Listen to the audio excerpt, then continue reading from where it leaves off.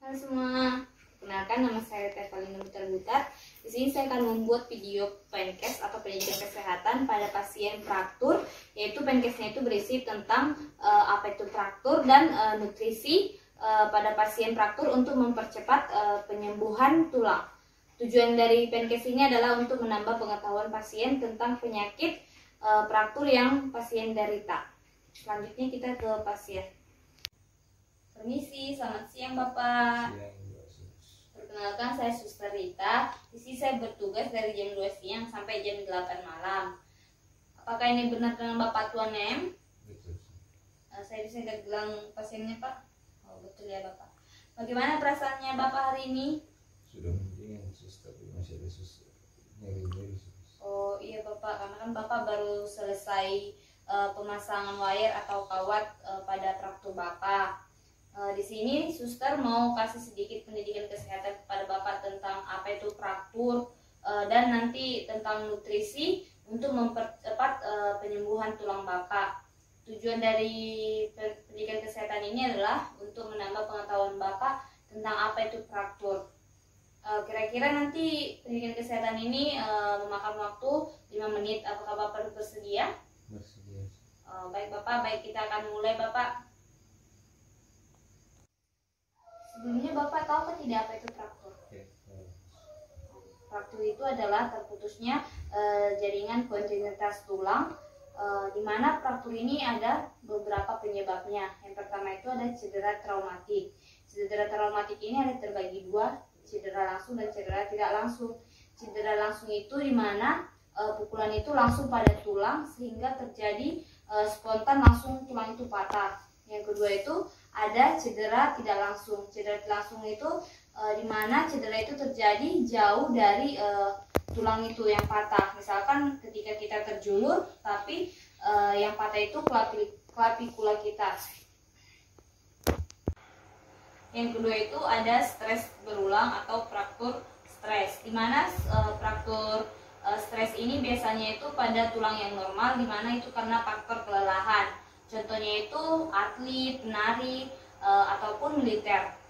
Yang ketiga itu ada faktor patologis, di mana itu tulang ini terjadi patah karena ada faktor penyakit yang mengikutinya, seperti contoh ada infeksi, osteoporosis.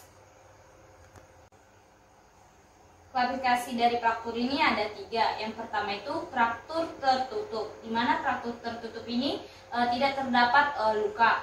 Fraktur tertutup ini tulang berada di dalam dan tidak terhubung dengan daerah luar. Yang kedua itu fraktur terbuka, di mana fraktur terbuka ini terdapat luka sehingga tulang terhubung dengan bagian luar dan biasanya ini terjadi pendarahan yang hebat. Yang ketiga itu fraktur komplikasi, di mana fraktur komplikasi ini di mana ketika terjadi fraktur atau patah tulang tapi dengan diikuti dengan dislokasi atau pergeseran sendi. Tanda dan gejala dari fraktur ini yang pertama itu nyeri, yang kedua itu deformitas atau terjadi pemendekan tulang, yang ketiga itu terjadi pembengkakan dan perubahan warna pada kulit. Yang keempat itu adalah plasmomen, di mana itu tulang terjadi pembengkokan. Yang kelima itu ada krepitasi Pak, di mana itu kayak bunyi krep. Baru yang keenam itu terjadi kehilangan sensasi. Selanjutnya itu pemeriksaan yang biasanya dilakukan untuk fraktur ini yaitu pemeriksaan radiologi. Yang kedua itu ada pemeriksaan X-ray, pemeriksaan laboratorium darah. Baru kalau penata laksanaan dari fraktur ini atau penanganan fraktur ini, yang pertama itu biasanya itu kalau frakturnya tidak terlalu parah itu dilakukan pemasangan gips. Yang kedua itu kalau frakturnya sudah terbuka dan terjadi perdarahan, maka akan segera dilakukan pembedahan. Contohnya itu pemasangan pen seperti yang sekarang dilakukan kepada Bapak, yaitu pemasangan wire atau kawat untuk menyambung tulang.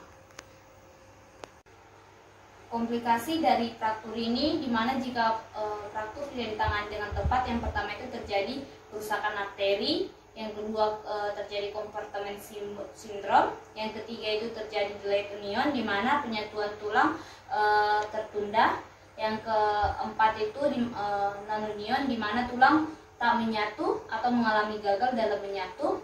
Yang kelima itu adalah malunion. Yang selanjutnya itu ada nutrisi. Bapak harus memenuhi nutrisi supaya mempercepat penyembuhan tulang Bapak. Yang pertama itu adalah protein, di mana protein ini untuk mempercepat penyambungan tulang Bapak dan mempercepat pertumbuhan tulang. Protein ini banyak dari kacang-kacangan kedelai seperti tahu, tempe. Yang kedua itu magnesium dan kalsium. Magnesium ini untuk membentuk otot tulang. Paling baik magnesium ini dikonsumsi sekitar 400 mg per hari. Kalsium itu paling baik dikonsumsi sekitar 4.700 mg per hari. Ketiga itu vitamin D. Vitamin D ini juga dapat didapatkan secara alami dari sinar matahari pada pagi hari. 2. Keempat itu adalah vitamin K. Vitamin K ini banyak dari bayam, brokoli. Sumber kalsium ini paling banyak itu dari susu, yogurt, keju, kacang-kacangan, daging. Jadi Bapak harus mengkonsumsi tadi makanan-makanan yang suster bilang supaya mempercepat penyembuhan tulang Bapak dan tidak terjadi komplikasi. Cukup sekian yang bisa suster sampaikan. Kira-kira Bapak ada mau Bapak tanyakan? Iya, ada Mas. Apakah Bapak sudah mengerti? Sudah. Sebentar lagi suster mau keluar. Apakah Bapak perlu bantuan? Iya, saya ngerti.